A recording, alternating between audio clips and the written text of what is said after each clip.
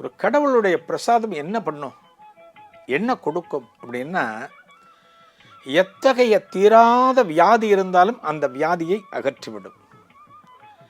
எத்தகைய தீராத தோஷம் இருந்தாலும் அந்த தோஷத்தை விரட்டிவிடும்.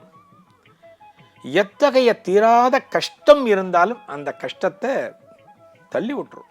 எல்லாமே போயிடும். கடவுளுடைய பிரசாதம் கடவுளே கொடுக்கிறாருன்னா சும்மாவா?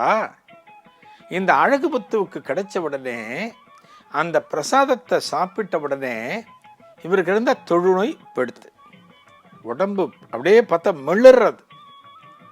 என்ன காரணத்தினால இவர் எல்லாரும் ஒதுக்கி வச்சாங்கன்னா, இவருக்கு இருந்த தொழுநோய் காரணமாக.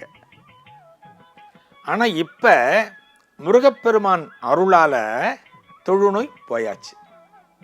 அப்பத்தான் தனது உடம்பை கவனிக்கிறார்.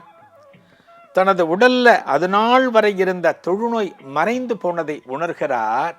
அப்போதுதான் தெரிகிறது, வந்தது பரிசாரகர் அல்ல, சாட்சாத் சுப்பிரமணிய கடவுள்.